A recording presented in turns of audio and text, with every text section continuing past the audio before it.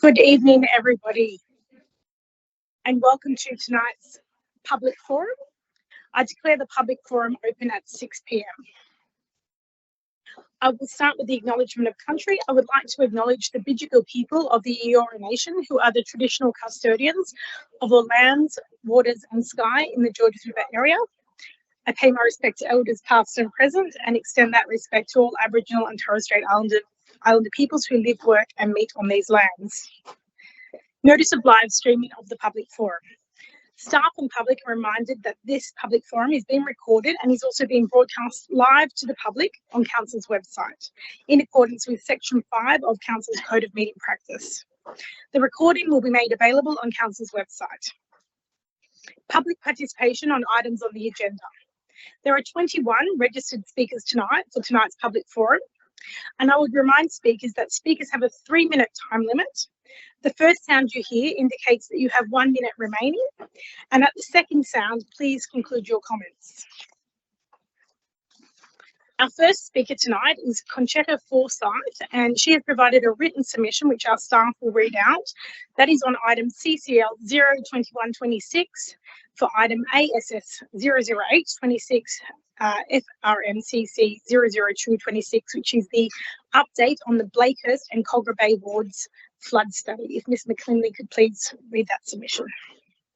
Madam Mayor, councillors, I urge you to reject the adoption of the draft Blakehurst and Kogarah Bay flood study. Professional review by Water Technology confirms the model is based on non-existent infrastructure and fails to meet the 2025 baseline and tagging criteria outlined in the committee report FRMCC 00226.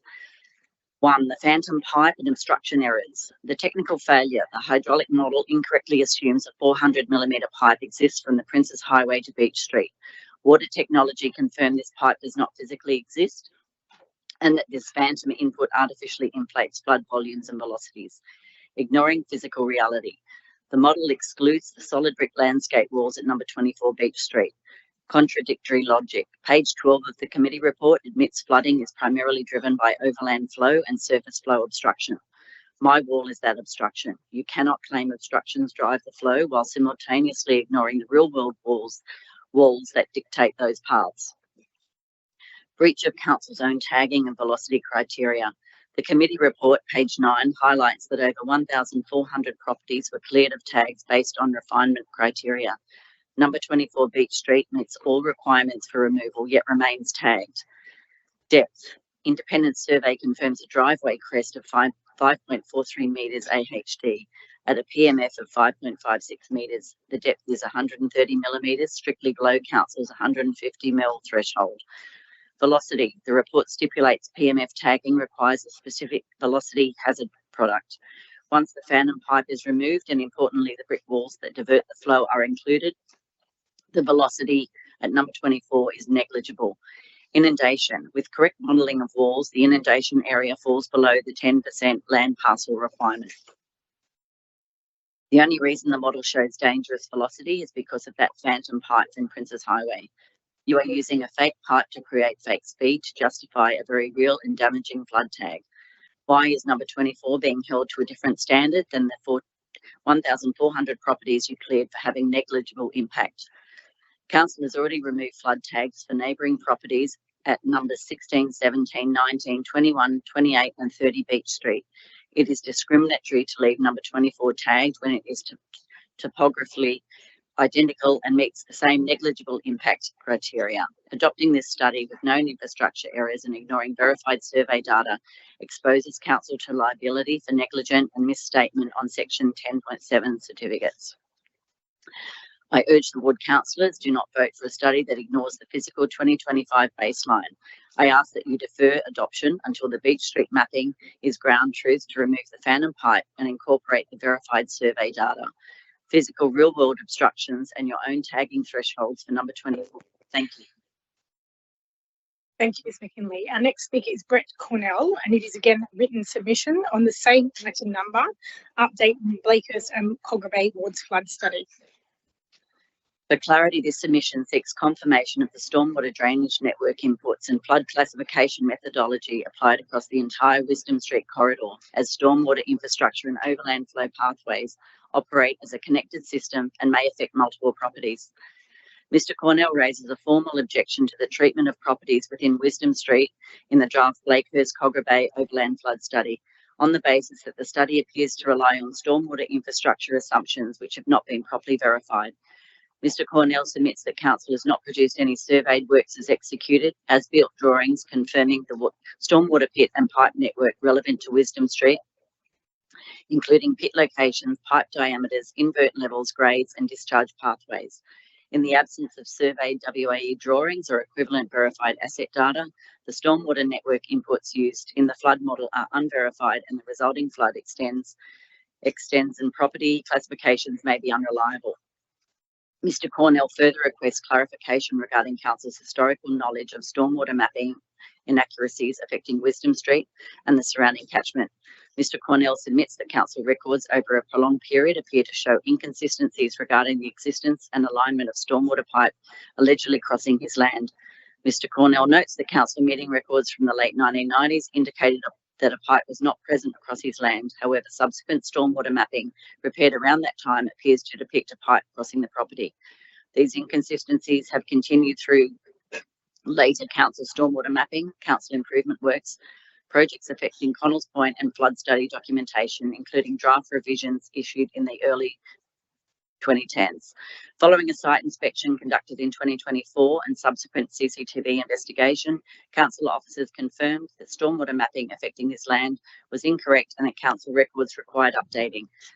Mr. Cornell also requests clarification as to whether Council is aware that development approvals have been granted to a certain upstream property within the Wisdom Street catchment during the relevant period, with stormwater assessments and/or drainage mapping relied upon by Council were inaccurate or inconsistent with actual site conditions. Mr. Cornell requests that Council confirm in writing whether any properties within Wisdom Street, Connells Point, being classified or identified as flood affected in the draft Blakehurst-Kogarah Bay overland flood study and the basis for any such classification, provide the verified source data relied upon for stormwater drainage infrastructure inputs in Wisdom Street, including any WAE drawings, survey pickup data, CCTV inspection data, and certified engineering confirmation. Confirm whether Council holds records indicating awareness of inaccurate stormwater mapping or drainage infrastructure data affecting Wisdom Street and the surrounding catchment over the past 25 years, including Council meeting records, stormwater mapping revisions, internal correspondence or rectification works. Confirm whether any flood or study stormwater models inputs have been amended following the mapping error acknowledged in 2024. Confirm whether the draft flood study is being progressed towards endorsement without verified WAE or equivalent validation of the stormwater drainage network. Thank you, Ms. McKinley. Our next speaker is Dr. Ben Balzer. He is joining the meeting remotely to speak on CCL 02126, ASS 00826, FRMCC 00326, which is the update on the feasibility study of flood risk mitigation options at the Gloucester Road, Stony Creek Road intersection and the Morgan Street, Gloucester Road intersection, Beverly Hills. On the line. Dr. Balzer, are you on the line there? Yes, hello. This is Mary-Lee Sporg. You are joined to the public forum and you have 3 minutes to make your address. If you could please commence your speech. Thank you. Thank you very much. Good evening, everybody.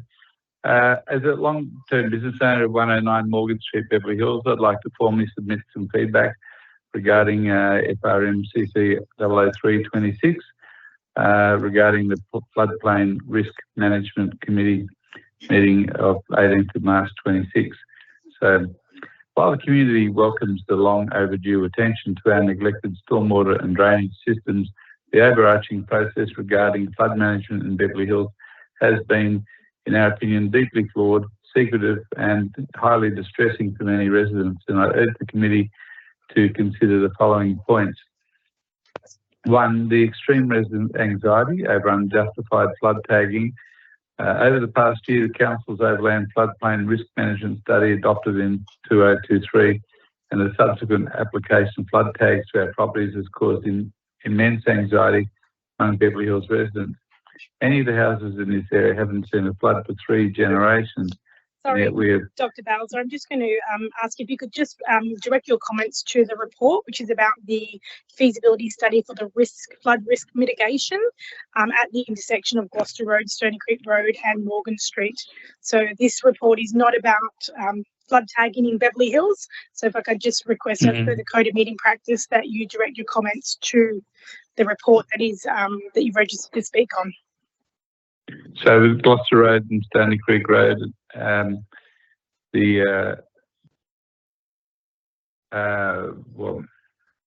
so the report is about the risk mitigation options at that intersection, which is as a result of the recommendations from the Flood Risk Management Committee. Well, we strongly recommend that the culvert gets repaired and the other work gets done at the corner of Stony Creek Road and Gloucester Road. But that's the root cause of all the problems that are happening in Stony Creek Road, and an older report from council has been suggesting that needs to be repaired, and I'm sure you well know that a number of other problems that happen further down in Gloucester Road, but they're all fed by the root problem, which is the need for a culvert at the top there, where Stony Creek Road meets Gloucester Road, and so that requires to be urgently treated. Also down the bottom end there with Morgan Street and Gloucester Road, that we are noticing flooding going on to Morgan Street, which is a major thoroughfare whenever it rains, and that also extends down to Carl Street, where the water flows down there from there to Carl Street at the bottom of at the Morgan Street end. So at the top end we have the culvert that has to be fixed, and at the bottom end all the excess water ends up in Morgan Street, and it's affecting traffic even during medium rain. We're getting Morgan Street getting repeatedly flooded. So these are things which are simple to address, and we in the community believe it's a very high priority. So we thank you all for your attention to Thank you, Dr. Bowser. Thank you. Our next speaker is Daniel Liu, speaking in person on CCL 02126, ASS 01226. That's the Woodville Park Spatial Framework. Just want to press the button on the right-hand side. All good. Hey everyone, my name is Daniel. I'm a resident of 21 to 25 Wright Street, Hurstville, speaking on the Woodville Park Spatial Framework, and I guess just in support of what was published in that report, and speaking on behalf of all the residents of that apartment block as well. I guess the main thing that we want to speak in support of is the removal of the outdoor adult fitness area that was proposed to be built right next to the fence line of 21 to 25 Wright Street, Hurstville. With regards to that green space there is pretty important, I guess, just locally for the kids and all that in the afternoon to play around in. There are already 2 existing fitness areas, one that's, I guess, more suited to older people along Dora Street, and the other one for kids in the corner that's always been there. We also have, I guess, concerns around the noise that it would produce at night and early in the mornings. At night, mainly because that area at the moment is already a hotspot for, I guess, local delinquents, you might call them.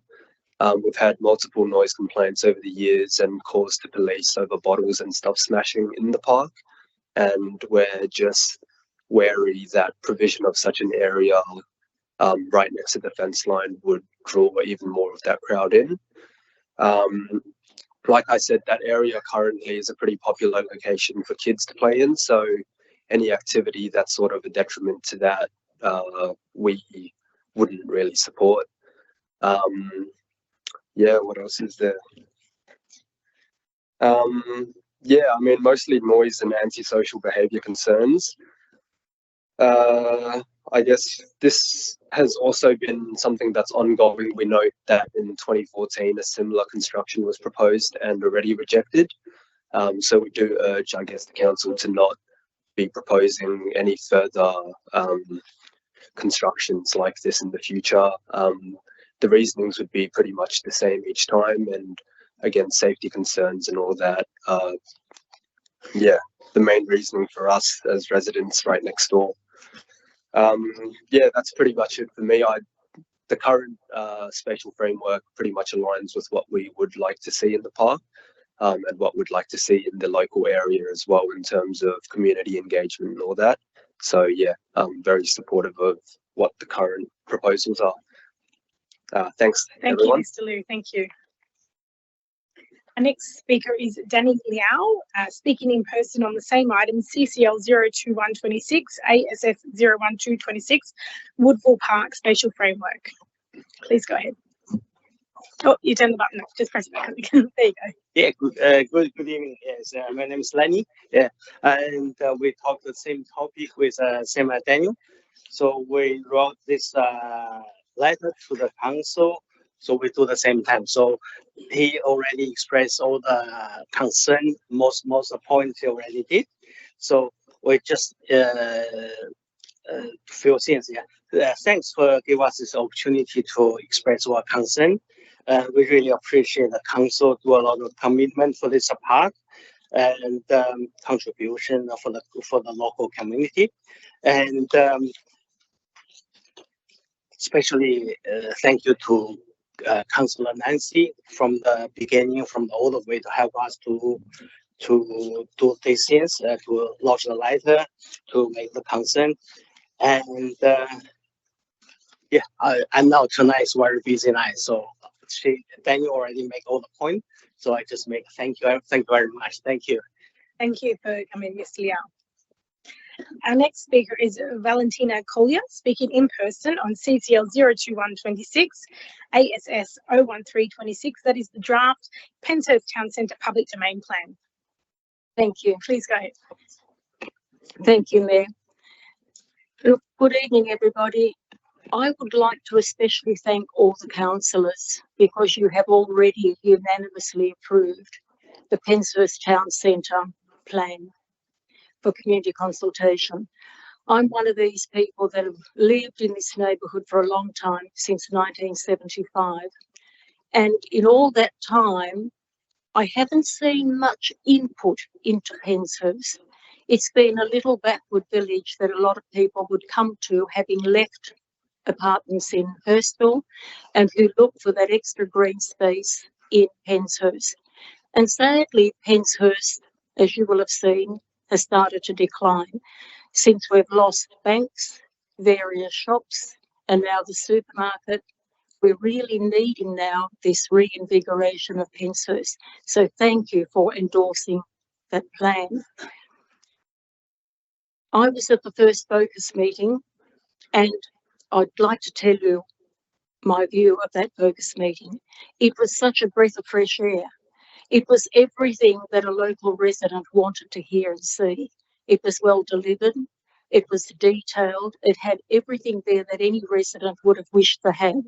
And everything that was noted on paper and explained is something that none of us could possibly deny in wanting to have. I don't want to see real estate going downhill in Penshurst. We want to have the green space. We want to have more constructive development, not necessarily out of reach, but we have good facilities and good land value there that can be rebuilt and developed as the plan has offered. But I'd like the public to see the plan. And whilst it's great to have the master plan there, I want the community to have the same opportunities in seeing the plan. So that's all I'm asking, is that you enter it on the budget and let us have community consultation and share the good news. Thank you. Thank you, Ms. Collier. Our next speaker is Nikki Paris, speaking in person on the same item, CCL 02126, ASS 01326, and that is the draft Penshurst Town Centre Public Domain Plan. Good evening, everyone. I'd like to begin by thanking all councillors for unanimously endorsing the Penshurst Town Centre Public Domain Plan for community consultation, and thank Councillor Christina Jameson for her support. That unified decision sends a strong message to the Penshurst community that this council is listening and is committed to moving this forward. Tonight marks important progress. More significantly, it marks momentum. For the first time, this plan is moving into community consultation, and that matters. But it's critical that this momentum is maintained, with the plan progressing to public exhibition without delay. I'm here because this is about more than process. It's about urgency, fairness, and finally delivering meaningful action for Penshurst. Since 2024, the Penshurst community has come together to call for action on the worsening traffic issues and declining conditions in the town centre. Yet to date, there has been little visible progress. The level of investment has not met community expectations, and for many residents, the area feels overlooked. Penshurst is the second largest population centre in the LGA, yet it has historically been underinvested in. The loss of the local supermarket has only added pressure on residents and small businesses. This is a community doing it tough, and one that is looking to council for leadership and support. That is why this moment matters. Endorsing this plan for consultation is a necessary step, but it cannot be the end of the conversation. It must be the beginning of the delivery. A consultation begins, the community must be supported to engage in a meaningful way. This includes a clear and accessible presentation, building on the focus group model so residents can understand the detail of the plan and have the opportunity for a Q&A. And critically, these improvements must be reflected in the 26-27 budget. We cannot ask the community to contribute their time and ideas only for those outcomes to remain unfunded. If we are serious about this plan, we must also be serious about resourcing it, because this is not just about a planning document. It is about delivering for a community that has waited patiently, contributed constructively, and is asking for its fair share. So yes, endorse the plan, take it to the community, but most importantly, commit to funding from 26-27 to deliver real improvements, because Penshurst cannot wait any longer. Thank you. Thank you, Ms. Harris. Our next speaker is Kerry Rendina in person on the same item, CCL 02126 ASS 01326, the draft Penshurst Town Centre Public Domain Plan. Good evening, everyone. My name's Kerry Rendina. I'm a resident of Penshurst. I would also like to express my support for the proposed public domain improvements in Penshurst, and thank you for your endorsement as well as council. We are a suburb with rich history and strong community foundations, yet this identity is not currently visible or celebrated. There's a really sad and obvious loss of character and sense of place. What should be and once was a vibrant local centre feels neglected, run down, underutilised and unattractive, with a loss of important services like IGA. The decline's particularly concerning when compared to the investment and revitalisation seen in Mortdale. Despite Penshurst having a larger population and significant potential, it has not received the same level of attention or improvement. There's also growing concerns amongst the community about the current streetscape and amenity. The excessive number of tobacco shops, high turnover of businesses in the Penshurst street, reduced vitality in local businesses. Public spaces feel uninviting. There's a lack of greenery, limited places to sit, few opportunities for us to gather and connect as a community. Safety is another issue. Laneways are poorly lit, they feel dirty and unsafe. There are areas with dangerous steps that limit accessibility, particularly for older residents and families. These are all barriers that discourage people from spending time in Penshurst. Traffic congestion is a really big part of Penshurst at the moment, particularly around Bridge Street Station. The construction of a pedestrian footbridge from Penshurst Street to that shopping area, allowing foot traffic to bypass the Bridge Street crossing, would reduce congestion for both pedestrians and vehicles, improving accessibility and safety, particularly for school children using this crossing. The plans that I reviewed at the focus group recently were incredibly positive. They offer a real opportunity to address some of these concerns. Lighting, accessibility, public seating, greenery. By creating more welcome and functional spaces, this project has the potential to restore a sense of identity and pride in our suburb. It would also be great to incorporate some public art installations, historical monuments to celebrate the suburb's heritage and identity. I love the concept of a town square or a piazza that we could gather in. Importantly, all of these upgrades will help deliver foot traffic, encourage people to stay in the area longer and support our local businesses. It's a place where we deserve to feel safe and connected and feel proud to spend our time there. I strongly support the proposal. I hope the council will prioritise this much needed investment and allow community consultation to go ahead. Thanks for your time. Thank you, Ms. Mangina. Our next speaker is Jodie Gatehouse, speaking in person on CCL 02126, ASS 01426. That's the Todd Park Sporting Facility Reconstruction Community Engagement. Good evening, Mayor and councillors, and thank you for the opportunity to speak. As Community Football Manager for the St George District Rugby League Football Club, I'm here tonight to support the recommendation to move forward with community consultation for the Todd Park development. Across the district at the moment, we're putting a lot of work into growing the game and making it more accessible. That includes free registration for all players under 12 years, subsidies for female players, and providing all players across the district with a full playing kit. The aim is simple: to remove barriers and make sure every child has the opportunity to play. At the same time, we're also really focused on creating clear pathways. For those kids who want to take their footy further, we want to give them the best chance to progress, whether that's into representative football or ultimately into the Dragon system. That means investing in development programs and representative pathways for both boys and girls. But those pathways only work if the facilities are there to support them. That's why this investment in Todd Park is so important. The proposed high-performance gym and upgraded amenities aren't just nice to have, they're critical. They give our young athletes a safe, professional environment to train, develop and chase their goals. For Kogarah Cougars in particular, this is their home ground. And with participation growing, especially in the female space, having a 4 change room facility is really important.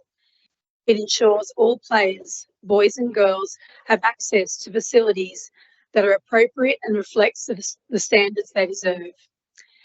But this goes beyond just one club or just rugby league. This is a community asset. It's about creating a space that supports participation, brings people together, and strengthens that connection between local families, schools and sport. At its core, this is an investment in the community, in participation, in well-being and in opportunity. On behalf of our Junior League Board, our clubs, the nearly 2,000 young players we represent and their families, I'd really encourage Council to support the recommendation and allow the community consultation process to move forward. Thank you. Thank you, Ms. Gatehouse. Our next speaker is Samantha Bremner, speaking in person on the same item, CCL 02126, ASS 01426, Todd Park Sporting Facility Reconstruction Community Engagement. Good evening, everyone. My name is Samantha Bremner. I'm a former professional athlete for over 16 years and the current General Manager for the female football at St George Illawarra Dragons. When I first started playing rugby league, the facilities available to female athletes were, to put it politely, an afterthought. Change rooms that were shared, repurposed, or simply not there. Gym spaces that were either inaccessible or not designed with female athletes in mind. You go with it because you love the game, but you always knew there was a gap between what the men had and what we were given. But that has changed significantly over the past decade, and the growth of the women's game has been nothing short of remarkable. The NRLW continues to expand. Participation numbers at grassroots levels are rising year on year, and the standard of the game has never been higher. But with that growth comes a lot of responsibility. We have a responsibility to ensure that the facilities we provide match the ambition and potential of the athletes who use them. That is why what we are talking about tonight matters so much. Fit-for-purpose facilities are not a luxury, they are a necessity. Female athletes deserve equitable access to quality change rooms, conditioning spaces, and training environments that allow them to prepare and perform at their best. When those facilities don't exist, we don't just inconvenience the athletes. We send a message about how much we actually value them. And that message has consequences. It affects participation, retention, and ultimately the pathway we are able to offer to young women who want to play the game at this level or the highest level. Todd Park has the potential to be so much more than a football ground. It can be a genuine hub for developing local talent, a place where young athletes in the St George district can train, grow, and be identified for higher honours without having to leave their community to do so. We know how important it is to keep talent within the district. When young players feel connected to their local club and have access to quality programs and facilities close to home, they stay. And when they stay, we all benefit. The Dragons have a proud and deep-rooted history in the St George district. Maintaining a strong presence here is not just about tradition. It's about the future. It is about ensuring that the next generation of Dragons players, both male and female, have every opportunity to develop within a community that supports and believes in them.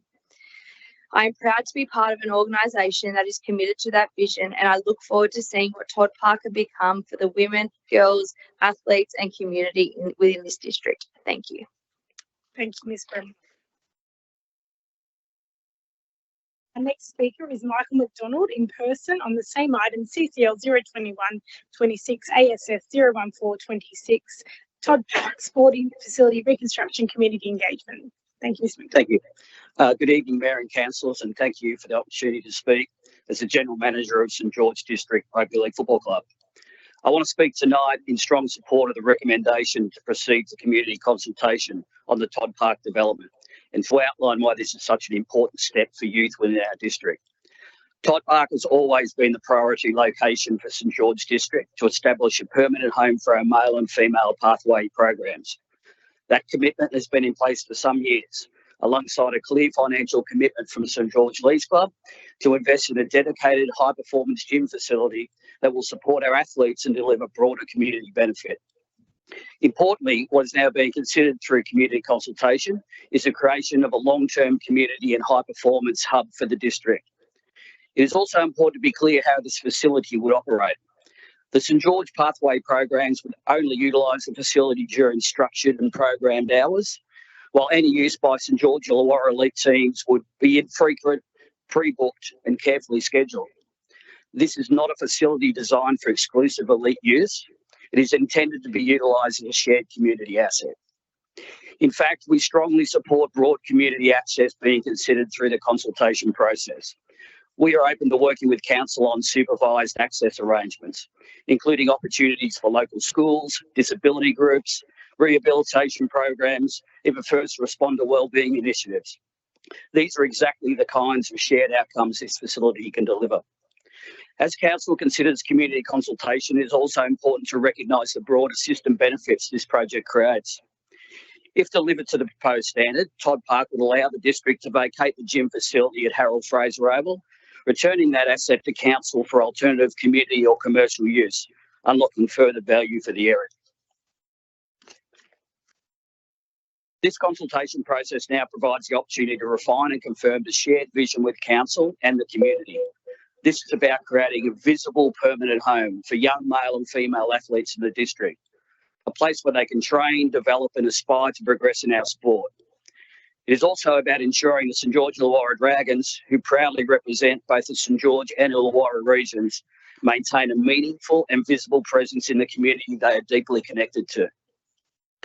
And at the heart of the Todd Park precinct is the Kogarah Cougars. Any redevelopment must continue to support their growth and success. Modern, fit-for-purpose amenities and appropriate change room facilities will ensure the Cougars, along with visiting junior clubs, have infrastructure that reflects the standard they deserve. We are fully committed to working constructively with Council throughout the community consultation process and beyond, to clearly define shared outcomes and responsibilities. We are committed to it, we are invested in it, and we look forward to working with you as this proposal progresses. Thank you. Thank you, Mr. McDonald. Our next speaker is Vanessa Gauci, speaking remotely on CCL 02326, COM 01526. That's the outgoing sponsorship Autism Community Network Gala Dinner. Hello, Vanessa, are you on the line there? Yes, I am. It's Marilise Borg. You're now connected to the public forum. You have 3 minutes if you'd like to start your address, please. Thank you, Mayor Elise. Lovely to chat with you. Firstly, I just want to apologise that I'm not there in person. We've actually got an autistic adult social group running on the Central Coast, so I'm here today. Firstly, I want to thank Council for considering the sponsorship proposal that Autism Community Network put in relation to our annual charity gala. Our annual charity gala is an opportunity for us to raise funds to continue the services and programs that we provide for autistic individuals and families in and around the Georges River Council area. Some of these activities include our free peer-to-peer carers support groups, our autistic adult social clubs, our family days, and providing free information, advocacy and support. And as many of you would know, and I've seen you, our counsellors on the street when young autistic individuals and adults go missing, helping in those search, and I want to commend you on that as well. April is obviously Autism Awareness Month, and for Autism Awareness Month at Autism Community Network, we like to raise understanding, acceptance and awareness. We do this by having our annual Mount Kosciuszko climb, which we recently did. So I'd like to thank everybody who supported that event. We had over 40 climbers, which included 20 plus from Club Rivers, along with autistic individuals who are residents of the Georges River Council area. I'd also like to congratulate Georges River Council on the draft Disability Inclusion Action Plan. Being a focus for the 2026 to 2030 Disability Inclusion Action Plan and seeing a focus on autism shows us that Council understands that there is a need to provide more service and more support to autistic individuals and their families. As many of you know, if the family is not supported and the parent and carers aren't supported, how best can they look after their loved one? And when a parent and carer knows that they have Council backing them to provide support and accessible environments to take their children, it really makes a difference. So thank you on behalf of myself. Obviously, I'm Vanessa from Autism Community Network and all of our families that reside in the area. We truly thank you. Thank you, Ms. Gauci. Thank you. Our next speaker is Ms. Kathleen Ford, speaking in person on CCL 02426 EMV 01326, the endorsement of the Mortdale Local Centre planning proposal for gateway determination and DCP amendment for public exhibition. Thank you. Good evening, Mayor and councillors. I was part of the Save Mortdale Village group that was formed back in 2021 to oppose the massive overdevelopment in the original master plan.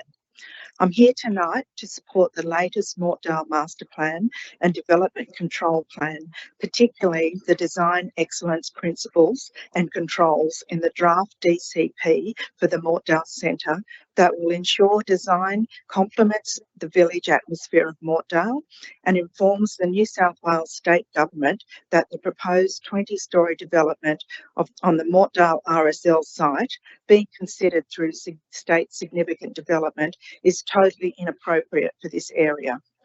The Mortdale Master Plan has been a long considered process, one that has genuinely involved the community at every step. Over several years, residents have contributed through submissions, workshops and conversations. What we see before you tonight reflects that collaboration.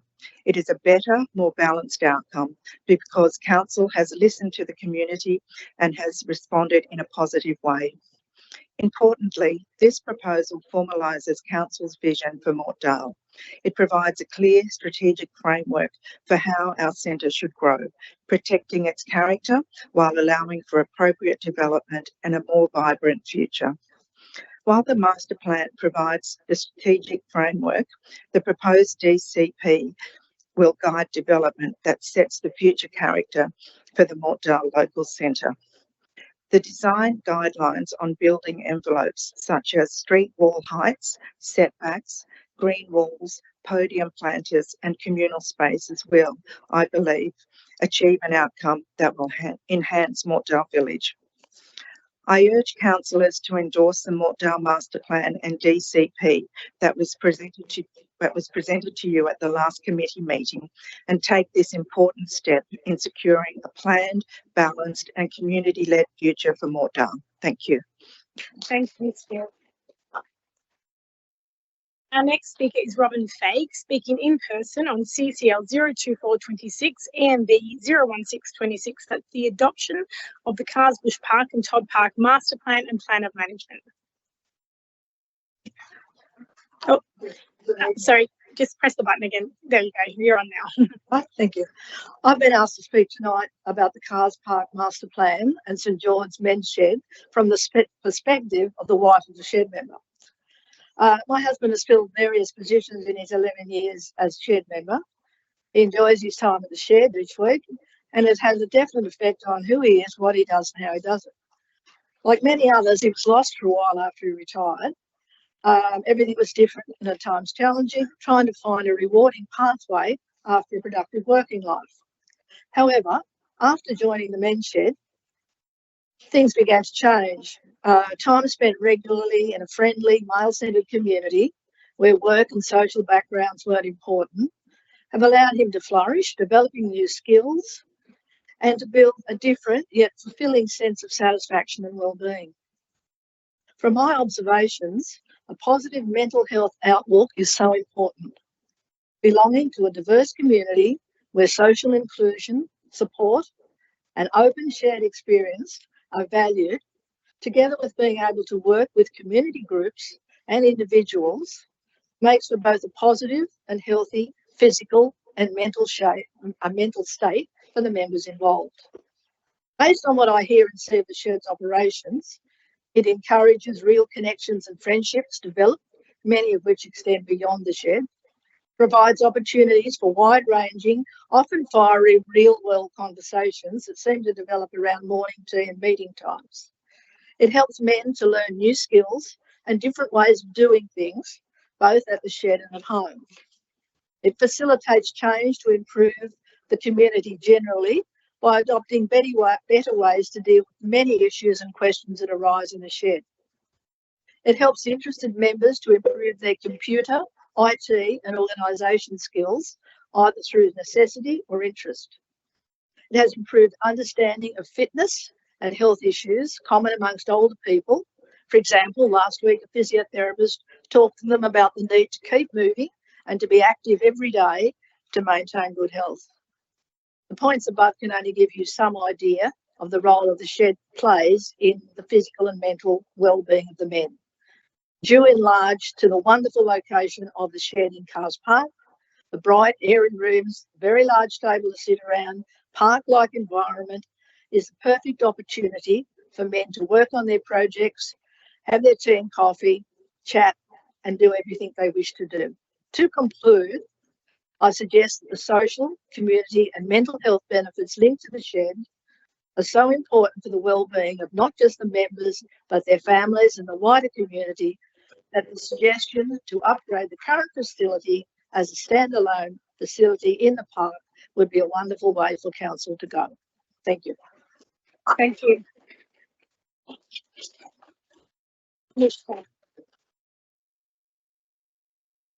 Our next speaker is Mr. Paul Vernon, speaking in person on CCL 02426 ENV 01626. That's the adoption of the Cars Bush Park and Todd Park Master Plan and Plan of Management.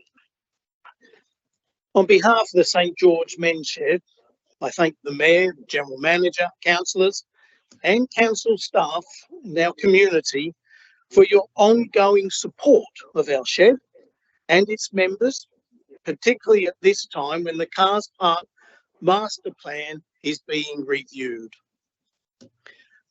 12 years ago, I lost my wife to mesothelioma. It's a cancer of the lining of the lungs. From the time of her diagnosis to the time she passed, 10 months.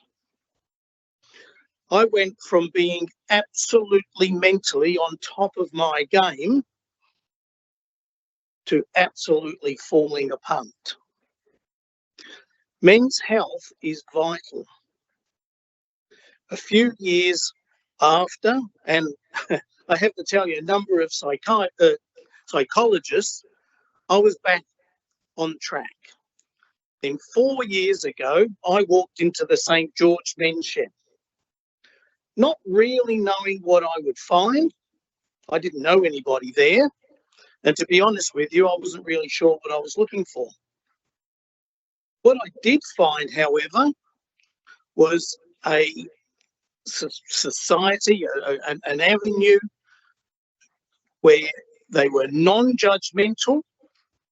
The people there were friendly. They helped and assisted in not only physical, but certainly in men's mental health. Members come from all walks of life. They come from the four corners of the world, and I can assure you, all of the major religions of the world. And we all work side by side, helping and supporting each other. The St George Men's Shed is a vital piece of infrastructure in this area. To finish up with a quote from the Senior Strategic Planners Report, stating strong community support for the retaining of the St George Men's Shed as a standalone facility and at its current location. I thank the council for your continued and ongoing support. Thank you very much. Thank you, Mr. Vernon. Thank you for sharing your experience as well. If anybody is needing any mental health support, council has a community support services directory which has got links to many of the mental health support services that are available in our community. So that is available on council's website. Our next speaker is Miss Jenny Griffiths, speaking in person on CCL 02426 EMB 01626. That's the adoption of the Cars Bush Park and Todd Park Master Plan. Thank you, Miss Griffiths. Oh, sorry, you've turned it on. Thank you, Mayor and councillors. My name is Jenny Griffiths. I've been asked to speak tonight as a user of the Men's Shed in support of the need for it to remain in its current location as part of the overall Cars Park review. From my perspective, the shed provides an essential service for the area as a place for like-minded men to meet and undertake woodwork projects at a reasonable cost to the community. It's inclusive, provides opportunities for men of differing backgrounds, training and interests. It provides opportunity, including training on a Wednesday, I believe, to use different machines and undertake new and different jobs within the shed. It's supportive. There's important social support network amongst the group that assists all. It is, however, a vital opportunity for those with mental health issues and disabilities to join other men with a common interest and work together. I'm a community occupational therapist working with NDIS clients. The clients I have sent to the Men's Shed have a mixture of mental health, intellectual and behavioural issues. They attend with a carer and require close supervision. Some are not able to operate any of the machines in the main workshop unsupervised and often need to work in a separate area. Therefore, the outside area in that men's shed is essential. That's where they work safely. These clients are not able to go to work Their occupational therapist assesses their capacity and works with the Men's Shed volunteers to ensure that the environment they work in and the jobs they are given are within their capacity and that they are safe. These clients may have reduced capacity to socialise with others, however, have a great need to engage with other men and complete appropriate activities with supervision provided in a normal, friendly environment. Cars Park Shed has a wide variety of equipment that can be used for all sorts of jobs. The equipment provides an opportunity for men to work at their own skill level and receive training if needed. The client I recently sent to Cars Park Shed is unsafe working inside. He can complete simple tasks safely under supervision in a calm environment that he enjoys. He has significant behavioural issues. He may last 5, 10 or 20 minutes doing a job. It may change each day. Working outside doing simple tasks, for example, sanding and painting, provides him with a calm environment away from the noise of the machines in the workshop. The ability to use the outside space away from the noisy machinery is vital for his emotional regulation, yet it feels part of the overall workshop. The Men's Shed is also located close to adult exercise equipment, an extensive park to walk in, a cafe close by. Again, this provides opportunities for my client to engage in alternative activities if his behaviours are not regulated and he becomes overwhelmed. He can leave the job he's doing, move away, and then return when he feels he needs to. He now loves coming back to the shed with his carer and has commenced completing work, taking his completed work home to his mum. This is a man who is not able to work in a normal work environment and is now able to attend and not able to attend other disability day centres because they trigger his environment. I'm just going to go to the end because I'd just like to support the shed remaining where it is currently because it provides an essential service to many people in the community that is unique and not available elsewhere. It's also run by a group of men who are interested in helping others, as well as running a project-oriented workshop that services the community at a low cost. Thank you. Thank you, Ms. Griffiths. Our next speaker is David Fletcher. He has provided a written submission for the staff to read on NM 01726, removal of palm trees on King George's Road, Beverly Hills. Good evening, Mayor and councillors. Residents deeply value these iconic palms. For decades, they have shaped the character, identity and first impression of Beverly Hills. They are part of our suburb's visual heritage and we believe their significance deserves formal recognition. We understand that removal due to disease is necessary. However, the community strongly supports replacing the palms with something similar in character, but smaller and more appropriate for the constrained median strip and retaining wall environment. For residents, this issue goes beyond iconic tree removal. It highlights a much broader concern, the urgent need for renewal and fair prioritisation of Beverly Hills. Our community has long supported the vision of a vibrant, safe and thriving local centre. Yet recent decisions suggest a pattern of unequal treatment compared with neighbouring suburbs in the Georges River area. There is a growing perception that strategic direction, staff resources and funding are being prioritised elsewhere. We are seeing significant momentum directed towards the Mortdale and Riverwood master plans and the Penshurst Town Centre refresh, projects that appear to have moved ahead despite the Beverly Hills master plan released publicly since 2020. Planning consistency is another major concern. Proposed 12-storey buildings in Riverwood are now being considered within the same pipeline buffer that has imposed strict land use limitations in Beverly Hills. Beverly Hills has carried significant planning constraints because of this risk buffer, yet similar or greater development intensity is now being contemplated elsewhere under the same conditions. To residents, this inconsistency is stark. We are asking Council for three simple things: equal prioritisation of resources and planning effort, equal and consistent application of planning controls, a clear and timely pathway to revitalisation for Beverly Hills.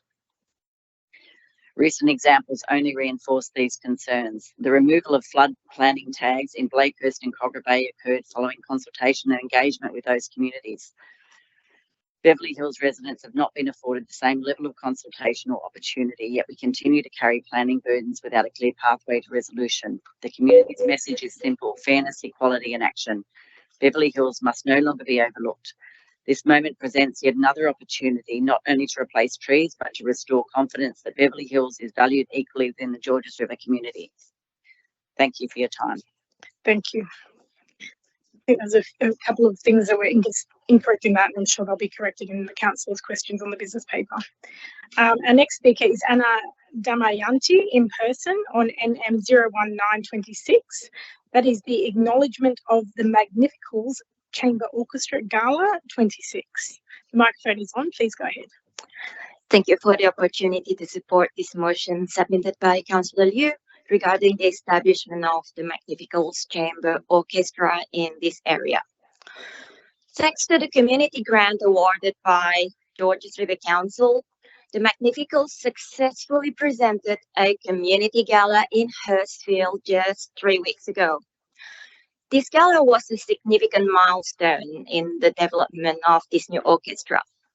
But I'd like to tell you a bit about how it all started so we can appreciate how significant it was. It probably won't surprise you to learn that it all started as an online chat, right? My post was more or less like this. Hi there! Any mothers interested in joining an orchestra for mothers? And guess what? Our local mothers really jumped in. They were telling me, Mom moved to here and I feel like missing out. Someone else said, well, there isn't enough opportunity for everyone. And we just can't get to rehearsals and no one knows what's going on for us. But what a great idea, they said. So we moms did a very simple thing. We got together, chose our music, brought some young people along the way, and off we went to playing concerts. Now that is really how, from my living room, the Magnificals established itself as an equity-based orchestra. We're now a music collective which provides performing opportunities to musicians who are experiencing barriers to performing. But especially, we focus on helping mothers who are professional musicians returning back to the job. We want to make sure that mothers have equitable access to creative participation, which is simply fair and just in this equitable society of multicultural Australia. Now, it was around this stage of the orchestra development that I met with Councillor Liu. We discussed a few things. I submitted the grant application, which was then approved last December. Receiving this grant was financially significant. But let me tell you the true impact of Council's support, which goes beyond the financial and musical aspects of this enterprise. By showing support, Georges River Council is lending credibility to our vision and mission. I really applaud Georges River Council for being the first one to make a bold statement gesture for our mothers musicians. It was brave of Council to be the first to validate our innovative and experimental ideas, not only for the benefit of our local musicians, but for the wider music sector. We make it a point to be an orchestra not just for mothers, not even just for women, but for everyone experiencing barriers to performing. Why? Because bringing equity into this profession is a societal challenge. And if we aim to break barriers for everyone, we need every member of the community to actively participate in this advocacy. That is what I believe to be the real impact of council support. To give a voice to all these musicians and to bring this voice into the community. I actually have very good feedback from the community, but I suppose I ran out of time. We are out of time. Thank you very much. Thank you. Our next speaker is Feng Lu, speaking in person on NM 02026, the Accelerated Implementation Framework for Public EV Charging Infrastructure. Please go ahead. Good evening, Mayor and councillors. My name is Feng Lu, and I am the local resident and the small business owner in Georges River. Thanks, Councillor Nancy Liu, to put me forward to this motion. I speak today in support of it. Like many in our community, I am feeling the impact of rising the fuel price for small business transport is essential. It directly affects our costs and the daily operations. I have been considering switch to an electrical vehicle, but my biggest concern is simple: where do I charge? For those without access to the private charging, this remains a real barrier. Without certainty, making switch feels risky. That is why this motion matters.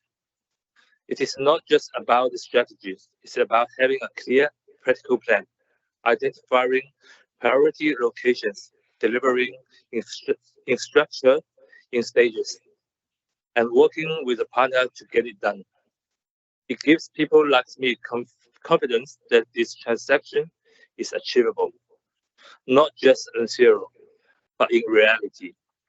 This is about the accessibility and fairness, making sure more people in our community can generally considering switching. I support this motion and thank you, Council, for taking this step forward. Thank you, everyone. Thank you, Mr. Liu.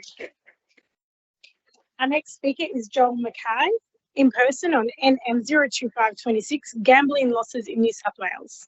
Thank you. Good evening, Mayor, councillors and members of the community. My name is Joel Mackay. I'm General Manager at Wesley Mission. I'm here tonight to speak in strong support of the motion before Council on gambling reform. At the outset, I really want to acknowledge Councillor Vansbury and Marnie for their leadership in gambling reform space, and indeed the whole Council for the work that you're doing in this space, including being a member of Wesley Mission's Put Pokies in Their Place campaign. As we know, gambling harm is not an abstract policy issue. It's real, it's escalating, it's being felt right here in Georges River. Since last public forum that I came to address you all on, we actually have new data, and unfortunately it's worse for this area. Right now, people in Georges River LGA are losing around $5 million every single week on poker machines. If nothing changes, so if the state government doesn't reform in this space, that puts this community on path towards $500 million in losses every year by 2030. So $500 million just from Georges River Council in poker machine losses. And as we know, taken largely from people who can least afford it. Behind these numbers are families under strain, housing insecurity, relationship breakdown, and worsening mental health. Gambling harm amplifies other pressures, cost of living stress, trauma, family violence, and this is all things that we're seeing reflected across our services at Wesley Mission as well. And we know it increases the load on local services. This is especially concerning for places like Georges River, where more than half the population speaks a language other than English.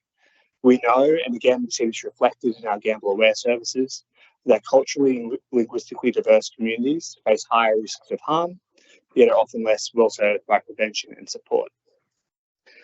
This motion is also honest about something else really important, and that's the fact that local government sees the harm, but lacks the power to regulate the industry. Our councils are left cleaning up the social consequences, while the policy levers sit firmly with the state government. So that's why we really strongly support this motion. It's now been more than 500 days since the New South Wales government received the Independent Panel into Gaming Reform report. And this report set out 31 really clear evidence-based recommendations, a roadmap for reform. And we've seen tinkering around the edges, but not enough to ensure that places like Georges River don't head towards that $500 million losses mark that I referred to.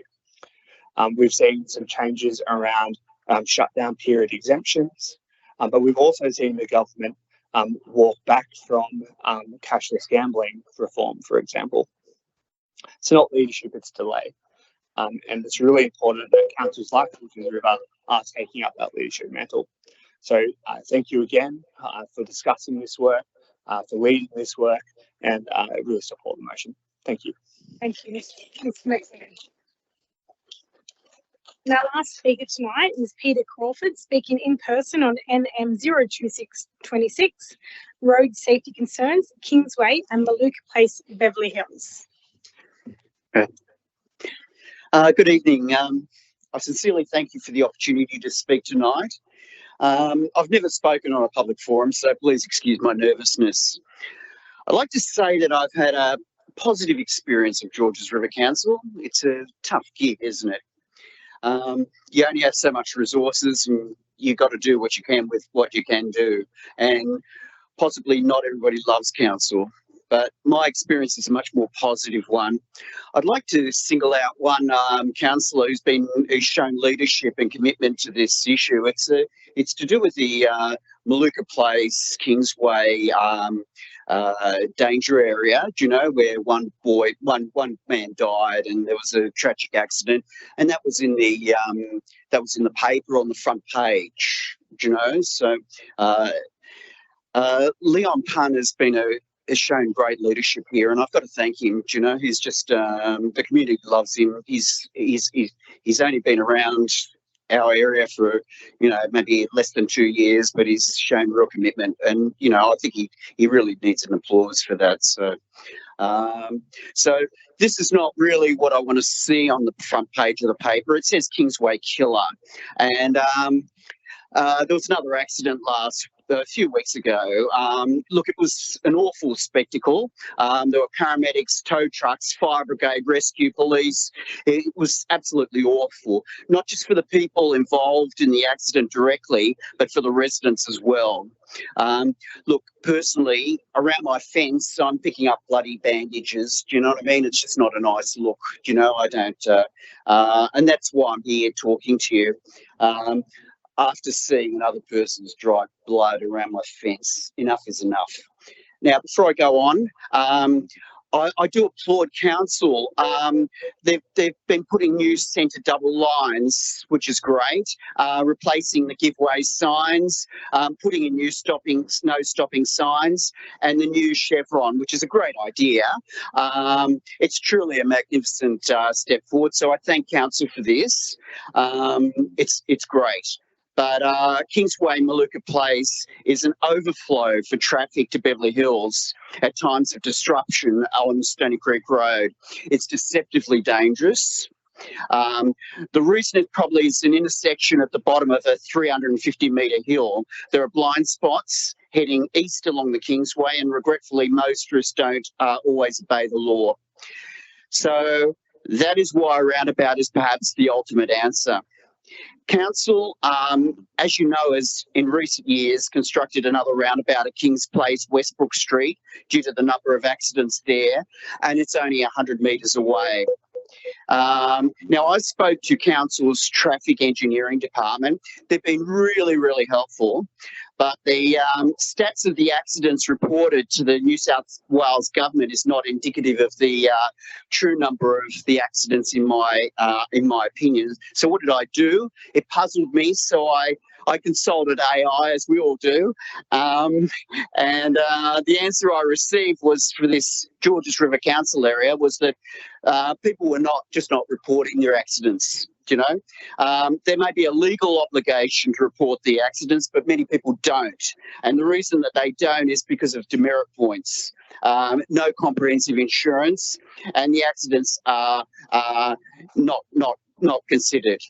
So the stats are obviously flawed. They're not indicative of the numbers of accidents here. So in conclusion, will the recent council road improvements help? Yes, the residents I've spoken to concur. Will they be the ultimate solution for the long term? Unfortunately, no. A roundabout is this long-term solution. Even with it, there will be injuries. So I ask council humbly to consider a roundabout so that the elderly and the disabled can cross without fear. You know, one man died here in 2022.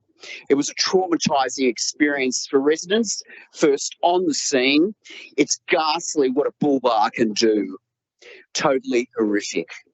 Thank you for giving me the time. Thank you, Mr. Crawford. thank you everyone for attending tonight. That is the last speaker for tonight. The council meeting next week will be held on Tuesday because we have the Monday public holiday. So just a reminder for everyone, it's on Tuesday this week. So all of the items that you have addressed council on tonight will be discussed, debated and voted on at next Tuesday's council meeting. So you can, you're welcome to join and attend in the public gallery as you have tonight, or you can watch the broadcast live on council's website. So thank you everyone for coming. I will declare the public forum closed at 7:09 p.m.